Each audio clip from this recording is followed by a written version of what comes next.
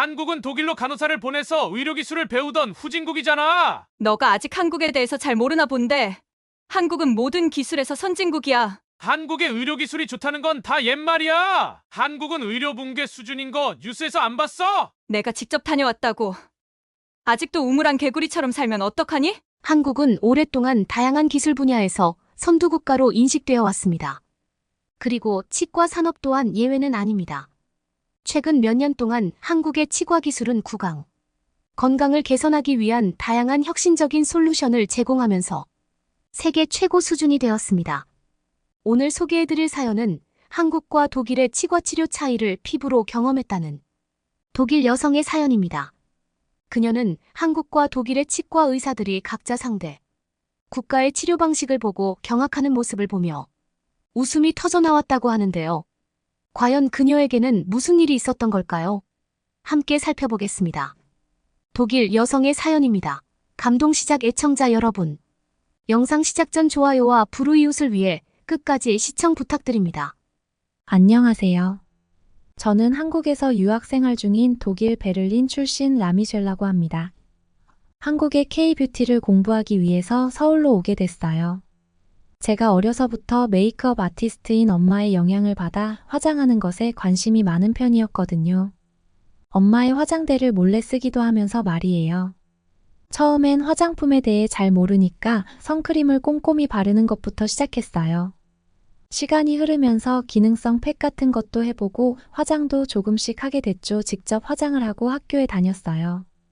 다행히 부모님이나 친구들이 이상한 시선으로 바라보지 않아서 스스로 주눅 들지 않고 잘 다닐 수 있었습니다. 물론 삿대질하는 친구들도 있었지만요. 그래도 저 혼자 떳떳하면 된다고 생각했어요. 제가 잘못을 저지른 것도 아닌데 부끄러워할 필요가 없잖아요. 그러다가 뷰티 쪽으로 가는 게 아예 제 꿈이 된 거죠. 영상이나 책으로 대충 배우는 뷰티 말고 전문적으로 공부해보고 싶었거든요. 그러다 보니 자연스럽게 한국 유학을 꿈꾸게 됐어요. 아시다시피 K-뷰티는 전 세계적으로 먹어줄 정도로 유명하니까요. 한국 유학이 제게 미친 영향은 생각보다 대단했습니다. 저는 뷰티 쪽으로 발전했을 뿐만 아니라 패션도 좋아졌어요. 저는 많이 달라졌죠. 본디 메이크업이나 피부 관리 같은 뷰티에만 관심이 있었더라면. 한국에 온 이후 아예 패션부터 시작해서 자기 관리에 대한 부분에도 눈길이 갔거든요. 그도 그럴 게 한국 사람들이 정말 멋지잖아요. 타인의 시선 때문도 있지만 기본적으로 자기 관리에 대해 예민한 것 같아요. 물론 긍정적인 쪽으로요. 아마 제가 쭉 독일에 살았더라면 그런 거엔 별로 신경 쓰지 않았을 거예요. 체중 관리나 몸매 관리 등등 내가 연예인이 될 것도 아닌데 그 정도까지 해야 하는 건가 생각했겠죠. 하지만 한국에 오니까 자극이 되더라고요. 남들도 하는데 나도 해야겠다. 이건 아니었고 그냥 동경에서 시작됐어요. 그들이 멋져 보였거든요. 특히 대학생들은 어찌나 멋을 내고 다니는지 솔직히 모든 학생들이 연예인들처럼 옷을 입고 다녔어요. 당장 텔레비전에 나와도 이상하지 않을 것 같았어요. 저는 그들이 멋있어 보였고 제가 옷을 대충 입고 다니는 것도 아니었는데 그들과 비교되다 보니 스스로 제가 위축되는 걸 느꼈어요. 그들처럼 되고 싶었습니다. 그래서 패션에 대한 공부도 많이 했어요. 어떤 옷이 유행이고 제 체형에 잘 어울리는 옷 종류는 어떤 게 있는지 이런 것들이요. 소셜미디어에 올리면 독일에 있던 친구들이 화려한 반응을 보여주었습니다. 스타일이 많이 멋있어졌다며 혹시 스타가 되려고 준비하냐면서 반응할 정도였죠. 저 역시 스스로 변한 모습이 마음에 들었습니다. 자신감도 더 생기고 좋았어요. 그러다가 한국에서 치과에 가야 할 일이 생겼는데요. 한국에 오래 머물렀지만 병원에 가는 건 처음이라 긴장됐어요. 그래도 치과엔 한 번쯤은 갈 거라고 예상하긴 했습니다. 우리 가족 내력으로 치아가 약하거든요. 병원 비용이 만만치 않다 보니 아파도 참는 경우가 많았는데요.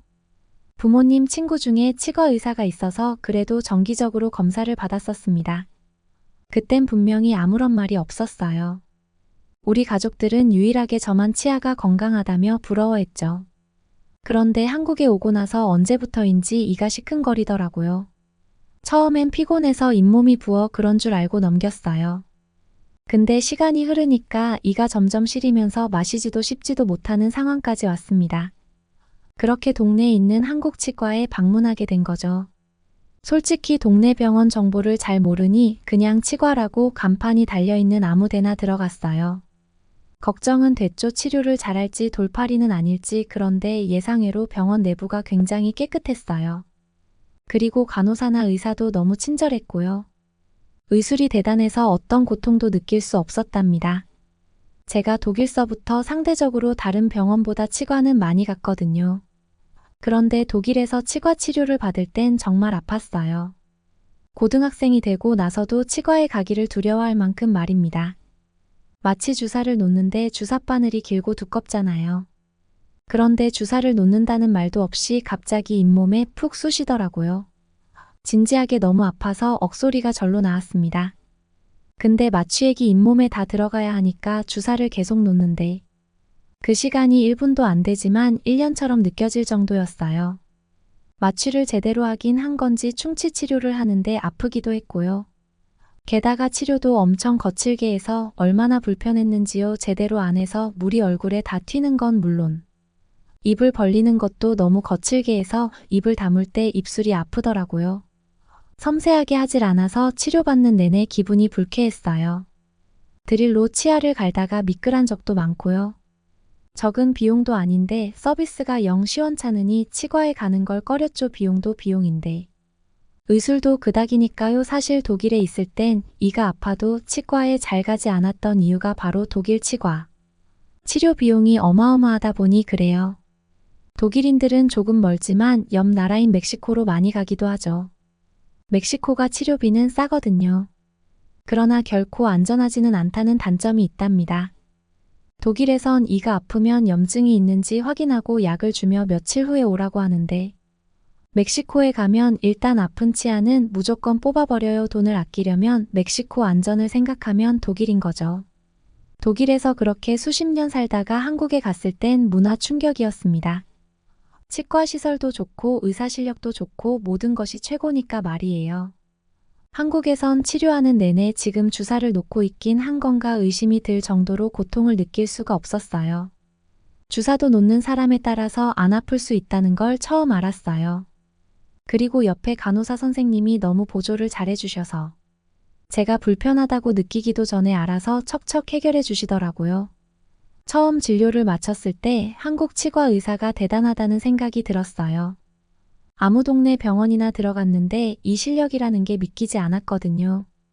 근데 친구들이 말하길 제가 충치 치료를 했던 건 의사도 의사이지만 치과기 공사의 역할도 크다고 하더라고요. 제가 했던 크라운이나 그 외에 일레이 올레이 등이 사실은 치과 의사도 아닌 치과기 공사가 만든 거였던 거였어요.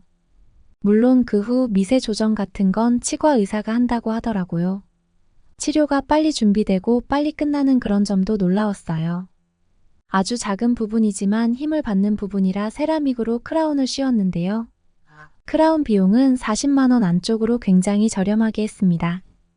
아마 독일에서 부모님 친구네 치과에서 했더라면 100만 원 이상의 비용을 지불해야 했을 것이에요. 치과 의사도 실력도 세계 최고이지만 기공사 실력 역시 최고였습니다. 어찌됐든 결론은 둘의 역할 모두 엄청나게 중요한 것이라는 사실이겠죠. 한국에서 치과 치료를 받은 이후 치과에 갈 일은 2번 다시 없었어요. 너무 훌륭한 실력이어서 떨어질 일이 없었거든요. 독일에선 종종 끈적한 캐러멜 같은 음식을 먹으면 충치 때운 부분이 떨어져서 곤란한 적이 있었는데 말입니다. 이후 대학교 수업이 종강을 했어요. 가족들도 보고 학창시절 친구들 얼굴도 볼 겸 방학 동안 독일에서 머무르기로 결정했습니다. 그런데 제 모국으로 돌아갔는데도 딱히 편안하다는 생각이 안 들더라고요. 분명 제가 태어나고 자란 곳인데 어딘가 불편하게 느껴졌다거나 해야 할까요? 일단 지하철을 처음 탔을 때 한국에서 느낄 수 없었던 악취의 인상이 찌푸려졌어요. 쓰레기가 길거리에 나뒹구는 건 말할 것도 없고요. 게다가 노숙자들이 아무렇지 않게 돌아다녔고 그건 지하철 특유의 어두운 분위기를 더 무섭게 만들었습니다. 그들은 지나가는 사람을 협박해 현찰을 뺏기도 했어요. 한국에 오기 전까진 이게 당연하다고 생각했는데 새삼 다시 돌아와서 보니까 충격적으로 다가왔습니다. 아마 깔끔하고 깨끗한 한국 지하철 시스템에 한동안 적응했어서 그랬던 것 같아요. 그리고 총기 난사 사건이 가장 큰 문제였죠. 원래 윈헨 쪽이 그렇기는 하지만 말입니다. 지난 몇 년간 한국에서의 생활이 익숙하다 보니 누군가 길을 걷다가 갑자기 나에게 총을 쏠지도 모른다는 그 두려움이 크게 다가왔어요. 잊고 있었던 두려움이었죠. 한 번은 은행에 갔는데 강도가 드는 바람에 벌벌 떨기도 했습니다. 한국에선 총에 맞을까? 두려워하지 않고 사는 건 엄청난 행운이고 축복이었던 거라는 사실을 깨달았어요. 아니면 밤늦게 돌아다니는 것 같은 것도요. 여기선 해가 지고 집 밖에 나가는 사람이 거의 없어요. 이상한 사람들이 판을 치니까요. 또 마약을 하고 길거리에서 난리 피우는 미친 사람들도 많습니다. 마약을 하는 건 자유이지만 그렇게 취한 채 밖으로 나와 다른 사람들에게 위협하는 사람들이 많아요. 정말 위험한 곳이죠. 그렇게 집에 머물고 있었습니다. 우연히 독일 치과에 다시 들러야 할 일이 생겼어요. 독일 치과에서 받는 치료는 너무나 아팠습니다. 한국에선 주사 놓는지도 모르게 마취해 주었는데 독일은 그냥 잇몸에 푹 넣어서 눈물이 찔끔 날 정도였어요. 또 손길이 조심스럽지 못해서 입이 아프기도 하고 치료받는 내내 불편했고요. 그런데 치료 전 웃긴 일이 있었는데요. 의사가 갑자기 치아 상태를 뚫어져라 보더니 너무 아름답다면서 어느 치과에서 했냐고 물어보더라고요. 이 근처냐면서 말이에요. 그러자 저는 고개를 저으면서 한국의 한 동네 치과에서 했다고 하니까 이렇게 잘된 치료는 처음 본다고 정말 신기해했어요. 게다가 동네 치과인데 이 정도 퀄리티가 나올 수 있냐면서 스케일링해주는 치위생사들도 너무 뷰티풀하다고 한국의 기술 배우러 가고 싶다고 그럴 정도였거든요. 갑자기 주변 치과 의사들에게 보여줘도 되냐며 동료 치과 의사를 다 부르더니 이렇게 해야 한다고 가르칠 정도였어요. 너무 정교하게 작업해서 그 부분을 찾기 힘들 정도로 잘 작업했다고 하더라고요. 그러더니 치과 의사는 한국에 다시 갈 거냐고 물어봤습니다. 그래서 한국에 다시 돌아갈 거라고 했더니 그럴 거면 치료는 한국에 가서 받는 것이 좋을 것 같다고 치과 의사가 먼저 이야기했어요. 자신도 치과 의사지만 도무지 한국처럼 예쁘게 치료할 자신이 없다면서요. 그래서 저는 한국 가서 제대로 고칠 테니 임시로 아프지 않게만 해달라고 부탁했어요. 독일 치과 의사는 한국에서 치료받은 치아처럼 해줄 수 없어 미안하다면서 가격을 할인해주기까지 했습니다. 그 뒤 한국 치과에 다시 돌아왔는데 독일에서 치료한 것을 보더니 한국 의사는 도대체 어디서 했냐며 이 정도면 의사가 아니라 일반인이 한 수준이라고 경악했어요. 같은 말이지만 정반대의 반응이죠. 아무튼 한국 치과에서 다시 제대로 된 진료를 받을 수 있었습니다. 저는 정말 한국의 진료 수준과 전문성에 깊은 인상을 받았어요. 독일에 이런 뛰어난 치과 기술이 없는 게 아쉬울 정도로요. 그러고 보면 정말 왜 이렇게 다방면에서 뛰어난 걸까요? 아마 제 생각엔 한국인들의 섬세한 눈썰미와 완벽주의 성격, 그리고 뭐든지 빠르게 처리하는 한국인들의 성향 때문인 것 같아요. 그래서 세계 최강일 수 있는 것 같아요. 저는 요즘 주변에 아픈 사람들이 있으면 무조건 한국에 가서 치료받으라고 강력하게 추천하고 있습니다. 물론 치과뿐만 아니라 다른 모든 질환에 관해서죠. 거기다가 한국은 의료보험 혜택이 잘 되어 있어서 가격도 저렴할 뿐만 아니라 한국에서 치료받는 김에 한국 여행을 할 수 있어서 일석이조니까요. 혹시 제가 한국을 주변 친구들에게 추천한다면 어디로 여행을 가라고 추천하면 좋을지 댓글로 남겨주시면 친구들에게 추천하도록 하겠습니다. 한국과 한국인분들에게 항상 감사하며 살아가고 있습니다. 제 사연은 여기까지입니다. 여러분은 이번 사연에서 어떤 것을 느끼셨나요? 한국의 수준 높은 치과 치료에 깊은 감동을 받았던 독일 여성의 사연이었습니다. 우리는 이를 통해 한국의 치과 의사가 얼마나 뛰어난지 알 수 있었는데요. 치아 관리는 우리의 건강 관리를 위해서는 정말 중요한 부분입니다. 서양의 속담에는 치아를 관리하면 몸 전체도 건강해진다는 말이 있을 정도인데요. 그런데 한국에는 이렇게 뛰어난 치과 의사들이 많이 있다고 하니 우리들도 치과에 자주 가는 습관을 만들어도 좋을 것 같습니다. 여러분도 치아가 아프시다면 절대로 방치하지 마시고 치과에 자주 방문하는 습관을 만들어 보세요. 그러면 더욱 감동적인 다음 사연으로 넘어가겠습니다. 프로야구 경기가 한창인 부산에 있는 한국의 야구장 걸신 들린 듯이 핫도그를 먹어 치우던 외국인의 안색이 급속도로 참백해집니다. 그때를 노렸다는 듯 그 외국인을 지켜보던 어느 한국인이 교활하게 웃으며 다가와 외국인을 끌고 시끌벅적한 가운데를 교묘하게 탈출합니다. 외국인은 제발 자신을 내버려 두라고 얘기하지만 시끌벅적함에 가려져 그 누구도 그의 목소리를 듣지 못하고 야구장만 보고 있습니다. 과연 이 외국인은 어떻게 되었을까요? 안녕하세요. 저는 이탈리아에서 야구 선수를 케어해주는 매니저 역할을 장래 희망으로 삼은 로페난테라고 합니다. 보통 야구에 관하여서는 남자가 전부 관할하는 것이 맞겠지만 예전부터 저는 야구에 흥미가 굉장히 많았고 무언가 보살펴주는 것은 솔직히 남자보다는 여자가 더 잘할 거라는 생각도 있어서 괜찮은 장래 희망이라고 생각해왔습니다. 이렇게 야구에 관심을 갖게 된 계기는 한국의 류현진 선수와 박찬호 선수가 동양인임에도 불구하고 미국에서 활동하는 자긍심과 활동량을 보게 된 것이었습니다.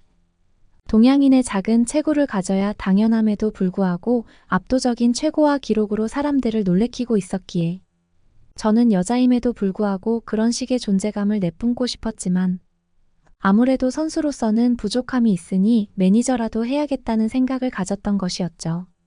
아무래도 여자 야구는 인기가 별로 없기도 하잖아요.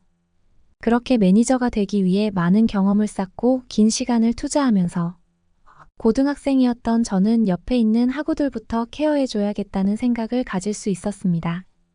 그렇게 저는 저처럼 한국인 야구 선수들을 존경하며 압도적인 기록을 세우기에 최적화된 생활 습관을 가진 라이언라는 선수의 매니저가 되었는데요.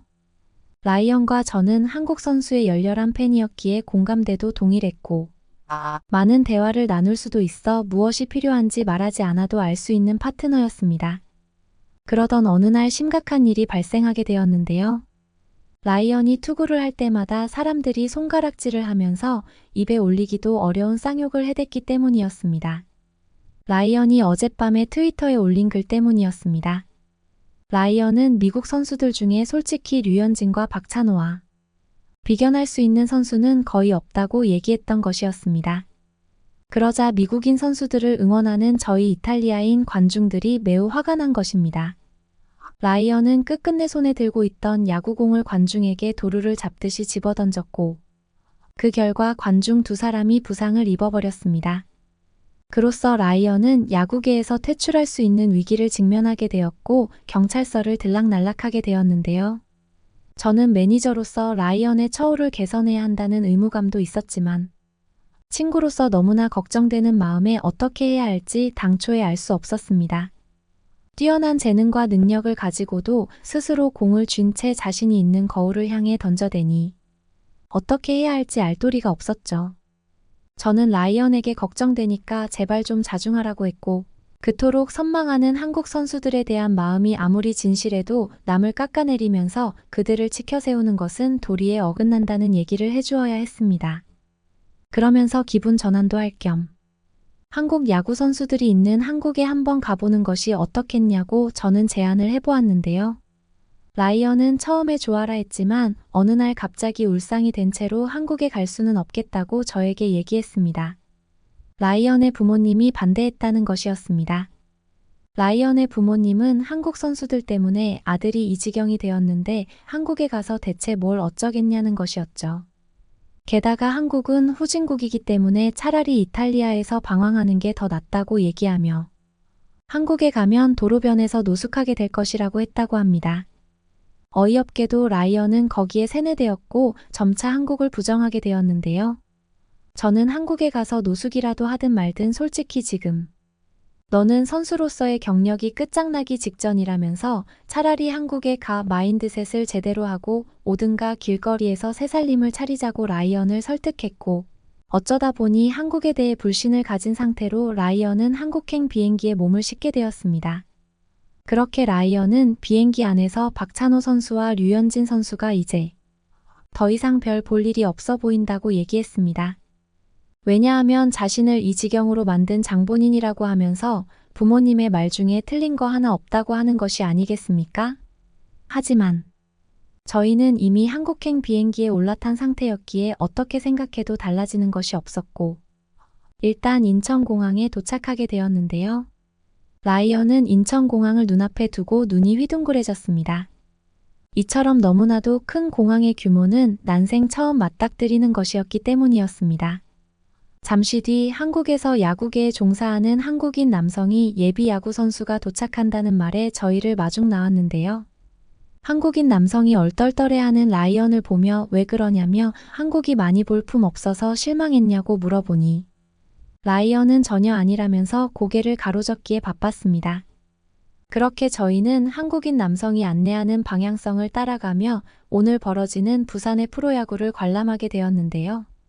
한국의 야구 선수들은 모두 수준 높은 플레이를 보여주고 있었고, 스릴감 넘치는 도로와 함께 획기적인 플레이로 관중들의 귀감이 되기에 충분했습니다. 게다가 수도 없이 계속되는 홈런으로 라이언은 공을 잡으려 왔다 갔다 거리기에 바빴고, 주변의 한국인들이 응원하는 소리는 너무나도 활력이 넘쳐 귀청을 찢어지게 하면서 제 마음을 들뜨게 했습니다. 게다가 더욱 놀라웠던 것은 이탈리아에서 볼 수 없는 편의시설들이 한국의 관중석 곳곳에 배치되어 있다는 것이었는데요. 핫도그를 먹을 수 있는 점포나 통닭을 사 먹을 수 있는 가게까지 저마다 한국인의 뛰어난 창의성을 자랑하고 있었답니다. 라이언은 까무러치듯이 놀라며 어째서 이렇게 많은 편의시설이 야구장 안에 들어 있을 수 있는지 한국인 남성에게 물어보았고, 그분은 원래 한국인들은 야구에 진심이기 때문에 야구에 대해서는 다른 나라보다 상당히 발달되어 있을 수밖에 없다고 했습니다. 아무리 야구의 강대국이 미국이라 한들 이런 인프라적인 부분에 있어서는 제대로 한국을 넘볼 수 없다고 첨언하면서 말입니다. 한국인 남성은 아무렇지도 않게 그런 말을 해댔기에 저희는 이것이 한국인들 사이에서 만연해 있는 분위기라서 그 누구도 전혀 대단하지 않다고 생각하는 자연스러운 듯한 분위기에 입을 다물 수 없었습니다. 사실 초호화 시스템을 자랑하는 인천공항을 마주하면서부터 이러한 한국의 인프라에 대해 예상할 수 있었는데요. 인천공항 안에는 최고급 백화점과 식당이 즐비한데도 불구하고 이런 시설에 대해서 놀라 자빠지는 사람이 아무도 없었던 것이었습니다. 게다가 어디에도 없는 경호원을 보니 치안이 뛰어난 선진국이라는 생각을 가질 수 있었는데요. 이탈리아에서는 가게를 털거나 손님을 겁박하여 금품을 갈취하는 무리들이 너무나도 많아서 경찰이나 경호원들이 초호화 시스템 주위에 있는 경우가 태반이기 때문이었습니다. 그런데 한국에는 그러한 경호원이 하나도 없는데도 모두들 백화점을 자유롭게 이용하고 식당에서 식사하고 있었던 것입니다. 더 나아가 식당의 가격은 무척이나 합리적이었기에 이것이 선진국의 근본이구나 하는 생각을 또 한 번 가질 수 있게 만들었습니다. 왜냐하면 이탈리아의 공항에서는 바깥에 있는 식당에 비해 공항 내부의 식당이 가진 기본적인 금액은 3배 이상 올려치기 하는 경우가 많은 반면 한국의 식당은 전혀 그런 것이 없이 바깥과 똑같은 가격으로 관광객에게 식사를 제공해주고 있었던 것이었습니다. 게다가 인천공항에 들어오며 맞닥뜨리게 되었던 입국을 위한 기계는 이탈리아인으로서 놀랄 수밖에 없었는데요. 왜냐하면 이탈리아에서는 사람이 직접 신분을 확인하는 과정으로 이루어지기 때문에 2시간이 넘게 시간이 걸리는데 한국에서는 여권에 있는 바코드를 한 번 찍어주면 10초도 안 되어 입국이 종료되기 때문이었습니다. 라이언과 제가 당황하는 모습에 인천공항의 직원은 수상한 사람인지 저희를 계속해서 주시했고 끝끝내 관찰을 하시더니 의심을 그제야 거두었던 것입니다. 저희는 야구장에 있는 한국인 남성에게 어떻게 이렇게까지 한국이 발전할 수 있는지 물어보았고 한국인 남성은 자기도 잘 모르겠다고 애초에 그렇게 발전해 있는지도 잘 모르겠다며 오히려 겸손한 자세를 보여주었습니다. 그러고 보니 한국인 남성분은 너무나도 영어를 잘했기에 저희는 모든 한국인이 사실 한국말이 아니라 영어를 주로 하는지 의심해야 했습니다. 그런데 알고 보니 그저 학구열이 너무 뛰어나기 때문에 영어를 전부 유창하게 할 수 있다는 사실을 알고 한국인 남성에게 학창시절에 대해 더 물어보았습니다. 한국에 있는 고등학교는 모두 수학여행을 갈 때 대부분 해외로 가서 영어 회화를 공부할 수 있게 해준다고 했기에 저희는 입을 다물 수 없었고 이렇게 한국이 고도의 성장을 빠르게 이룩할 수 있었던 이유에는 영어를 빠르게 습득하여 다른 나라를 참고하는 모범적인 자세가 항상 내재되어 있기 때문이라는 것을 바로 유추할 수 있었답니다. 하지만 이제는 다른 나라가 한국어를 공부해야 하는 시대가 도래한 만큼 저는 머지않아 한국어를 공부해야겠다는 생각을 가질 수 있었습니다. 이미 한국은 이탈리아는 물론이고 유럽의 모든 국가를 대충 50년 이상은 앞서 있는 느낌이 확연했던 것입니다. 라이언은 만일 야구선수로 활동하게 된다면 미국이 아닌 한국의 야구장에서 플레이하고 싶다고 했습니다. 돈도 중요하긴 하겠지만 결국 이런 인프라가 제공되어야 편안하고 안락한 인생이 보장되는 것이라고 얘기하면서 말이죠. 한국인 남성분은 라이언의 마음을 충분히 이해한다면서 우리 한국인 축구 선수들도 사우디에서 제안하는 천문학적인 금액을 거절하고 현재 최고의 인프라를 자랑하는 프리미어 리그에서 뛰고 있다고 했습니다. 라이언은 고개를 끄덕였고 경기에 집중하며 눈을 계속 반짝였는데요. 그의 표정은 무척이나 행복해 보였고 이탈리아에서 보였던 라이언의 암울했던 부분이 많이 사그라들어 있어 저는 그제야 숨을 돌릴 수 있었답니다. 그러다 라이언은 홈런을 치는 한국 선수의 모습에 너무나 흥분했는지 핫도그를 마구잡이로 씹다가 막대까지 깨물어버려 갑작스레 입을 감싸고 웅크렸는데요. 저는 너무 당황해서 쓰러지는 라이언을 가만히 지켜보기만 했지만 한국인 남성분은 심각한 얼굴로 라이언을 부축해주고 저희를 따라오게 시켰습니다. 무기력하게 한국인 남성을 따라가는 라이언의 고통이 심해지는 모습이 뒷모습만으로도 전해지자 저는 대체 어떻게 해야 하는지 몰라 매니저로서 무능함을 느꼈고 그저 한국인 남성분을 믿는 것밖에 할 수 있는 것이 없었습니다. 그렇게 한국인 남성분이 택시를 타서 병원으로 가고 있다고 생각했던 저는 눈앞에 보이는 말도 안 되는 건물에 혀를 내둘러야 했는데요. 왜냐하면 야구장 바로 앞에 병원이 배치되어 있었던 것이었습니다. 보통 야구장을 설치하는 데만 해도 비용이 꽤 들기에 사람이 거의 없는 외곽 지역이 대부분이라 이런 곳에 병원이 있다는 것은 정말로 믿기지 않는 사실이었던 것입니다. 병원에 들어온 저희는 허름한 시설과 극소수의 응급처치 요원만 있을 줄 알았지만 엄청난 의료 인프라를 갖추고 있는 시스템을 보며 이탈리아인으로서 너무나 부러운 마음이 들 수밖에 없었습니다. 병원 속에는 이탈리아어를 통역해주는 직원도 있었고 친절한 의사 선생님이 저희를 맞이해주기도 했습니다. 의사 선생님은 라이언의 잇몸을 살피면서 혀를 끌끌 차며 잇몸을 씹어버렸다고 했습니다. 거기에 맞는 약재를 제공해 줄 테니 연골을 틈틈이 바르면서 치료하고자 노력한다면 며칠 후면 나을 수 있다고 했습니다. 저는 그냥 가만히 있어도 낫는 병이냐고 물어보았고 그렇다고 한국인 의사분이 답해주어 그냥 약을 처방받지 않겠다고 했는데요. 왜냐하면 치료 비용이 너무나 부담되었기 때문이었습니다. 그렇지만 한국인 의사 선생님께서는 비용이 그렇게 부담되지 않을 거라고 얘기해 주었고 저희는 얼마냐고 물어보았더니 믿기지 않는 비용에 저희는 혀를 내둘러야 했는데요. 왜냐하면 이탈리아에서 약을 한 번 처방받으려면 30만 원이 거의 넘어가는데 이곳에서는 2만 원도 안 되기. 그러니까 거의 껌값의 비용으로 치료받을 수 있었기 때문이었습니다. 저는 굉장히 완벽한 선진국의 복지 시스템으로 한국의 국민들이 계속해서 안정적으로 살고 있으니 당연히 빠르게 성장할 수밖에 없다고 생각했고 여행을 오기 정말 잘했다는 생각과 동시에 매니저로서 어떻게 선수들을 관리하고 케어해야 하는지 직감할 수 있었답니다. 그러나 이렇게 뛰어난 체험을 하게 되니 이탈리아라는 국가의 존재가 너무나 허무하게 보여 괜히 왔다는 생각에 쓴 웃음이 간간히 지어졌던 것도 같습니다. 저희는 한국에 도착한 지 하루도 안 되었을 뿐인데도 이탈리아라는 나라를 더 이상 떠올리지 않게 되었고 모든 인식과 상식이 초토화되고 말았는데요. 경기가 끝나고 저희는 숙박시설에 가기 위해 한국인 남성의 차를 타고 이동했습니다.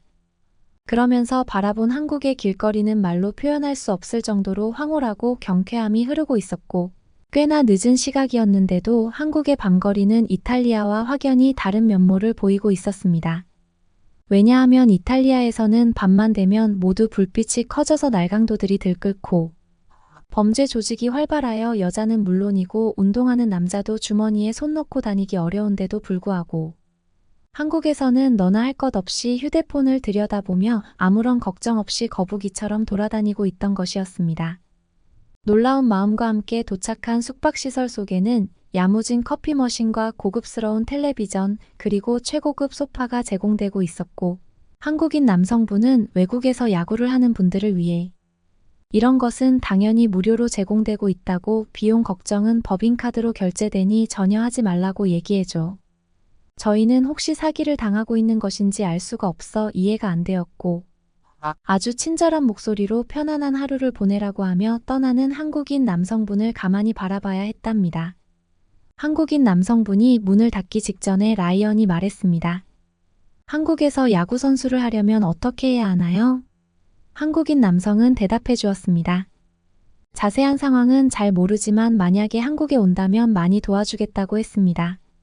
라이언은 한국인의 말에 눈물을 흘렸고, 이보다 좋은 나라는 없을 거라는 생각에 나중에 야구 선수가 된다면 무조건 이곳으로 와야겠다라는 생각을 가지게 되었는데요. 저는 환하게 웃으며 라이언과 포옹했고, 그 뒤로 라이언은 의사 말대로 연고를 바르며 약을 복용했는데, 치료가 호전되는 기미가 드물어지자 다시금 병원에 들러야 했는데요. 새로 방문하게 된 한국의 병원 시스템은 이전처럼 디지털화되어 있어 인력이 최소화되고 있었기에 저희는 뜬금없이 놀라야 했습니다. 야구장의 병원에서만 모든 시스템이 디지털화되어 있는 줄 알았는데 전국 어디서나 이런 것이 만연해 있는 분위기였던 것이었습니다.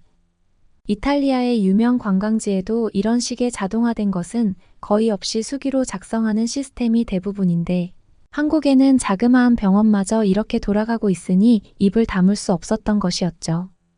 저와 라이언은 한국의 세심한 기술과 아이디어를 확인하며 야구 선수보다는 이탈리아의 과학자들이 한국에 방문해야 된다고 얘기하며 우리가 시간과 자원을 낭비하고 있다는 생각을 시도 때도 없이 하면서 한숨을 쉬었습니다. 저희는 어색하게 서 있는 한국 병원의 관리인에게 모든 병원은 이런 식으로 최신식이냐고 물어보았고, 한국인 경비원은 자기가 여기서밖에 근무하지 못해 자세한 건 모르지만 내 눈에 보이는 모든 한국 병원은 대부분 이렇다고 말씀해 주셨습니다. 저희는 그 말에 당연하다는 듯이 고개를 끄덕이며 제대로 된 치료를 또다시 받았고, 라이언은 오래지 않아 완쾌할 수 있었답니다. 그렇게 저희는 한국에서 일주일 동안 체류하며 프로야구를 관람했고, 라이언은 야구선수라는 직업에 대한 동기부여를 확고히 하며 마인드셋을 제대로 가질 수 있는 계기를 마련했습니다. 감정적인 교류도 한국인 야구선수들과 활발히 한 라이언은 무조건 한국에서 야구선수 생활을 하겠다는 마음가짐도 확보했는데, 이제는 이탈리아 고등학교로 돌아와 이탈리아에서 생활하고 있지만, 다시금 한국으로 가기 위해 계속해서 노력하며 한국에서 겪은 경험을 저와 종종 공유하는 것이 요즘의 일상입니다. 라이언은 한국인 야구 선수들과 동고동락하며 함께 야구를 하는 것만이 자신이 그리는 궁극적인 꿈이라고 교실 친구들에게도 트위터에서도 계속해서 선언했기에 저는 그만 좀 자중하라고 했고, 라이언은 그럴 수 없다고 항상 말하며 저와 투닥거리는 일이 요즘 들어 비일비재하게 발생하고 있답니다. 그러면 더욱 재미있는 다음 사연으로 넘어가겠습니다. 서울시에서 운영되고 있는 어느 호텔. 호텔의 방문을 여는 외국인의 앞에 펼쳐져 있는 개슴츠레한 광경. 화르르 타오르는 호텔의 연기에 놀라 자빠진 외국인이 얼른 일어서서 안전한 곳으로 대피하려는 찰나 외국인의 몸을 꼼짝없이 포박하는 강력한 손길. 제발 이것 좀 놓으라고 발버둥치는 외국인과 달리 호텔의 지배인은 실실 웃으며 그럴 수 없다고 말합니다. 대체 이 외국인에게는 무슨 일이 벌어졌을까요? 안녕하세요. 저는 스위스 마케팅 회사에서 일하는 아멜리 시몬이라고 합니다. 회사에서 일하면서 스위스에서 가까운 이탈리아는 물론이고 해외란 해외는 거의 대부분 출장을 다녀왔는데 아직까지 한 번도 다녀오지 못한 국가가 저에게는 몇몇 있는데 그 중에 하나가 중국이기에 최근에 저는 중국으로의 발령을 나갈 수 있는 기회를 낚아챘는데요. 중국에 방문하면서 저는 한 차례 깊은 충격을 받아야 했습니다. 왜냐하면 중국의 발전은 한눈에도 몇십 년 전과 다를 것 없이 정체되어 있던 것이었고 투지와 열정에 가득 찬 중국인의 면모는 더 이상 볼 수 없는 느낌이었습니다. 저는 실망스러운 눈빛을 감출 수 없었고 잘못된 판단을 했을까봐 첫 인상을 깨끗이 잊으며 좋은 점을 찾아보려고 계속 노력했지만 찾으면 찾을수록 오히려 안 좋은 점만 얻게 되는 느낌이었어요. 중국에서는 자동화라는 말을 모르는지 업무와 관련된 모든 것을 수기로 작성하고 있었고, 전산으로 처리하면 되는 일까지 모두 얼굴을 마주보는 데면 시스템으로 처리하고 있었는데, 그런 뒤처진 시스템은 스위스에서 이제 도태된 것이었는데, 아직까지도 중국이 애용하고 있으니 저는 시간이 멈춰버린 듯한 느낌에 북한에 온 것인지 생각해야 했고, 마케팅 디자인 업무를 슬픔과 실망에 젖어 마무리하게 되었습니다. 스위스로 복귀하기까지 여분의 시간이 있어서 잠시나마 옆에 있는 이웃나라인 한국에 다녀오기로 했는데요. 중국이 이 정도이니 이웃나라인 한국은 얼마나 더 처참할지 안 봐도 비디오였기에 저는 그냥 스위스로 돌아가려고 했는데, 비행기 예약을 조금 늦게 하는 바람에 바로 스위스로 떠나는 것은 무리가 있었고, 옆 나라인 한국을 경유하면 스위스에 더욱 일찍 도착할 수 있다는 소식을 얻게 되었습니다. 한국을 경유하지 않는 방식을 채택하여 스위스로 향하게 된다면 시간도 그렇고 돈도 그렇고 더욱 손해였기에 저는 달리 방법이 없어 한국으로 향하는 비행기에 제 몸을 실어야 했고, 비행기 안에서 잠시 잠들었었는데 머지않아 웅성거리는 소리가 들리더니 잠시 뒤에 도착한다는 방송이 나왔고, 그렇게 맞닥뜨리게 된 인천공항에서 한바탕 까무러칠 정도로 놀라야 했는데요. 여행객의 무거운 캐리어나 배낭을 가뿐하게 옮겨주는 거대한 짐수레가 어디에나 만연해 있었고, 10년의 기간이 넘도록 정체되어 있는 감이 다분했던 중국과 달리 100년을 넘는 변화를 일시에 일으킨 듯한 한국의 최신식 면모가 또렷이 느껴졌던 것이었습니다. 확실히 어디를 가나 자동화된 시스템이 즐비했고, 나이 많은 노인들조차 별다른 거부감 없이 사용할 수 있는 무인 매점이 눈에 띄었습니다. 나이 들면 당연히 신기술에 대한 막연한 두려움을 갖고 사용하기 어렵게 되는 게 당연한데, 어르신들까지 편리하게 사용하고 있는 한국의 시스템을 보니 어떻게 최신식 기술력을 상용화시켰는지 마케팅업계 종사자로서 정말로 놀라울 따름이었습니다. 저는 이제 공항 밖으로 나가기 위해 어느 한국인 어르신에게 길을 물었는데, 신기하게도 할아버지는 영어에 매우 능숙했고, 제 말을 한마디도 못 알아보던 중국과 비교했을 때 믿기 어려울 정도로 충격적인 광경이었습니다. 어떻게 영어를 그렇게 잘하냐고 물어보니 한국의 젊은이는 모두 영어를 잘 구사하고, 심지어 노년층마저 곧잘 영어를 한다면서 한국인 어르신은 대답해 주셨습니다. 그러면서 알게 된 그의 이름은 기철이었고, 기철 할아버지는 저에게 한국에 관광하러 왔냐고 물었습니다. 저는 그렇다고 했고, 정해진 계획이 있냐는 물음에 아무 계획도 없다고 답변했는데, 지금은 겨울철이니까 스키장에 꼭 다녀와야 한다고 기철 할아버지께서는 가볍게 말했는데요. 저는 언제 한번 밥이나 먹자는 가벼운 인사에 무조건 밥을 먹어야 한다는 생각을 가질 정도로 빈말에 진심인 인간이었기에, 스키장이나 다녀오라는 그 말을 결코 거부할 수가 없어 당장 스키장으로 향하는 방편을 알아보았답니다. 그러면서 알게 된 사실은 스키장으로 향하는 교통수단이 전혀 복잡하지 않다는 것이었고, 더 나아가 인천공항에서 한 번에 갈 수 있다는 것, 그리고 가는 도중에 비도 맞지 않을 수 있다는 것이었습니다. 너무나 획기적인 기쁨과 함께 올라탄 지하철 안에서는 영어로 된 안내 방송이 흘러나오고 있었는데, 중국 말만 하염없이 빠져나오던 중국의 지하철과는 확연히 다른 그러한 모습과 더불어 지하철에 올라타기 전에 만든 한국의 교통카드를 보면서 정말 편리한 국가라는 생각을 하지 않을래야 않을 수 없었습니다. 중국에서는 항상 현금으로 결제를 도맡아 진행해서 짤랑거리는 기분 나쁜 소리가 주머니에 매번 흘러넘칠 수밖에 없었는데, 한국은 저로부터 전혀 그런 소리를 듣지 않게 해주었고, 어느 나라보다도 발달된 삶을 모두가 누리고 있는 게 명확해 보였습니다. 게다가 지하철의 한국인들은 거의 다 친절했고, 배려심까지 넘쳤기에 중국에서 겪었던 각박한 인정을 돌이키며 시간 낭비를 했다는 관념에 새삼 얽매이기 시작했습니다. 게다가 다른 나라에 왔으면 항상 주머니에 있는 지갑을 꼭 움켜 쥐어야 정상인데, 한국에서는 아무도 타인의 지갑을 노리거나 갈취하려는 속셈을 찾아볼 수 없으니 안락한 마음이 가시질 않았습니다. 확실히 스위스의 지하철에서는 30분에 한 번꼴로 누군가의 비명소리가 들려야 정상적으로 세상이 굴러가고 있겠구나 하는 생각이 들었던 것입니다. 또한 스위스였으면 스키장으로 가는 것만 해도 너무나 벅차서 이동하는 데에만 힘을 다 써버리는 바람에 스키장에 도착하면 절대로 즐길 수 없게 되는 일이 태반인데, 한국에서는 이렇게 지하철 한 번에 이동할 수 있다고 하니 너무나도 여행하는데 편리했습니다. 생각해보면 한국이 조금 이상한 것도 같았습니다. 보통 스키장을 운영하려면 엄청난 산맥을 끼고 있어야 하기에 도심에서 멀리 떨어진 외곽 지역에 있어 교통이 당연히 불편해야 하는데 한국의 스키장은 외진 곳에 있는데도 불구하고 교통까지 발달되어 있어 저는 정말로 스키장이 그곳에 있기는 있는지 의심해야 했고 그렇게 도착한 스키장의 경관은 눈이 부시도록 아름다운 산맥과 함께 휘황찬란한 호텔과 멀티플렉스 시설까지 갖고 있어 순간적으로 저는 당황해야 했는데요. 스위스에서는 상상조차 하지 못하는 풍경의 어떤 기적이 한국에서 일어나 스키장 옆에 고급 호텔을 비치시키고 지하철이 있을 수 있는 것인지 저는 마케팅업계 종사자로서 파헤쳐야 했답니다. 게다가 휴대폰 한 번으로 스키장과 호텔을 예약할 수 있는 시스템은 매번 손으로 서류를 작성했던 중국과 비교했을 때 말도 안 되게 획기적인 시스템이었고 생각해보면 스위스에서는 반년 전부터 예약해야 스키장을 이용할까 말까였는데 이렇게나 인프라가 뛰어난 스키장임에도 불구하고 스키를 타기 위해 예약하는 데에 전혀 어려움을 겪지 않을 수 있었던 것은 기적과 같은 일이었습니다. 저는 예약을 끝마치고 호텔의 열쇠를 지급받은 뒤 머물도록 되어 있는 호텔 방을 마주하면서 까무러칠 정도로 놀라야 했는데요. 대충 지어서인지 호텔에 불이 난 것이었습니다.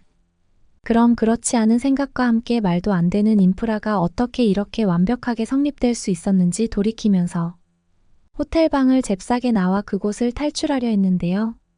제가 놀라 자빠지며 뛰어나오는 모습을 이곳의 호텔 지배인인 한국 여성분이 CCTV로 보았는지 제 손을 잡아채면서 도대체 무슨 일이냐고 물었고 저는 호텔에 불이 났다고 왜 사이렌도 울리지 않느냐고 오히려 그녀를 다그쳤는데 한국인 여성분은 가만히 저를 쳐다보더니 손을 잡아 끌면서 불이 나고 있는 호텔 방으로 돌아가려 하는 것이 아니겠습니까? 그러면서 대체 어디서 불이 나고 있느냐고 겁먹지 말고 설명 좀 해보라고 했습니다. 어디에서도 연기가 보이지 않는다고 하면서 말이죠. 저는 바닥이 너무 뜨겁다고 했는데 갑자기 그녀가 비실비실 웃자 저는 순식간에 얼굴이 달아오르면서 당연히 불이 난 거 아니냐고 물었고 원래 한국에서는 바닥이 뜨겁다면서 한번 누워보라고 그녀는 조언하더니 당황한 저를 내비두고 스르르 사라졌습니다. 저는 불이 난 게 확실한데도 불구하고 자꾸 아니라고 하니 정말 아닌 것인지 몰라 호텔방으로 돌아갔고 생각해보니 어디에서도 연기가 나오지 않아 저는 원래 이런 건가 하고 자켓을 벗고 바지를 벗은 뒤 바닥에 누워보니 따뜻한 욕조에 들어온 것 같은 아늑함에 스르르 눈이 감겼는데요. 그러면서 저는 확실히 한국의 모든 것은 획기적이라는 생각이 들었고 어째서 중국엔 이러한 방식이 없는지 의아해하면서 아까 저를 바라보던 한국 여성분의 웃는 표정을 떠올리며 다시금 부끄러워지기 시작했습니다. 저는 매우 흥미로운 한국의 난방 방식에 취해 한동안 바닥에서 도무지 일어나지 못했고 불굴의 의지를 발휘하여 간신히 일어났을 때에는 시간이 한참 지나 있는 밤이었습니다. 그런데도 여전히 스키장은 영업하고 있었고 심지어 식당까지 정상적으로 운영되고 있었기에 저는 한 차례 놀라야 했고 배가 고픈 나머지 식당으로 향했는데 새벽이니만큼 처참한 품질의 식사가 나올 거라고 예상했지만 한국인은 물론이고 저처럼 외국인이라고 해도 입맛에 맞을 수 있는 다양한 음식이 제공되고 있었기에 저는 한국의 놀라운 배려심에 감탄하면서 노릇노릇한 음식을 입속에 마구 집어넣었고 상당한 포만감을 느낄 수 있었습니다. 저는 배가 빵빵해져서 혹시나 스키를 타다가 넘어지면 뱃속에 무언가가 튀어나올까 걱정이 들어 나중에 이용하기로 했고 그렇게 다음날이 되어서야 스키장을 온전히 즐길 수 있었습니다. 스키를 타면서 저는 중국과 달리 굉장히 활기차고 발전되어 있는 한국의 이미지를 돌이켜보았고 한국말을 모르는 외국인이라고 해도 깔보지 않고 존중해주는 한국의 자존감을 보면서 그렇게까지 자존감이 높은 이유가 무엇인지 헤아려 보았고 한국에 오래 머물고 싶었지만 실수로 스위스로 향하는 비행기편을 중국에서 한꺼번에 예약해버려서 스키장을 짧게 이용해야 했기에 며칠 뒤 저는 다시금 지하철로 향해야 했습니다. 지하철로 향하는 당일날 아침에 스키장을 도무지 떠나기 싫어서 아침부터 저는 늑장을 부려서 공항에 도착했을 때에는 사실상 지각을 했는데 재빨리 짐을 붙이고 시간을 확인해 보니 다행히도 조금 여유가 생겼더군요. 그러는데 갑자기 제 뒤쪽으로 누군가 다가오는 걸 느낄 수 있었고, 그 사람이 갑자기 제 어깨를 쳐서 저는 다짜고짜 지갑을 움켜 쥐었는데 이게 웬걸 지갑이 그새 사라져 있었습니다. 뒤를 돌아보니 역시나 제 지갑을 가져가는 한국인의 손이 보였고 제 지갑이 손에 들려 있었습니다. 그런데 그 한국인은 다름 아닌 스키장에 한번 가보라고 제안하던 기철 할아버지가 분명했습니다. 할아버지는 스키장에 잘 갔다 왔냐고 저에게 물어보면서 방금 제 떨어진 지갑을 자신이 주었다고 했습니다. 저는 지갑을 받아들이며 할아버지의 인자한 미소를 보니 정말로 저를 위해 다가왔던 게 분명했고 덕분에 스키장에 잘 갔다 왔다고 했습니다. 그러면서 저는 할아버지에게 항상 이곳에 있는 거냐고 물어보았는데 기철 할아버지께서는 집이 가까워서 인천공항에 이착륙 모습을 보기 위해 매일 아침마다 온다고 했습니다. 실제로 저쪽에 이착륙을 볼 수 있는 자리가 마련되어 있었고 머리가 센 어르신들이 꽤 있었습니다. 저는 누구에게나 개방되어 있는 공항의 따뜻한 배려심에 감동했고 할아버지가 저에게 보여준 한국인의 인심에 더욱 감동하였습니다. 세계 유일의 분단 국가라 언제 전쟁할지 몰라 발전이 더딜 것이 분명하다고 생각했던 때가 엊그제 같은데 한국은 명실상부 세계 최고의 선진국이었고 앞으로의 모습이 더 기대되는 계기를 저는 마련할 수 있었습니다. 스위스에서 저는 한국의 스키장에 다시 가는 꿈을 요새 꾸고 있습니다. 언제 한번 겨울이 찾아오면 휴가계를 내서 한국에 다녀올 생각입니다. 여러분은 어떻게 보셨나요? 응원과 격려의 한마디씩을 댓글로 남겨주시기 바랍니다. 사연자분들에게 전달해드리겠습니다. 실제 사연 제보를 받고 있습니다. 채택되신 분께는 작은 선물도 보내드리고 있습니다. 저희의 사연이 여러분의 하루에 작은 힘이 될 수 있었으면 좋겠습니다. 감동적인 사연을 주변 분들과 이야기 나눠보세요. 더욱더 좋은 영상으로 다시 찾아뵙겠습니다.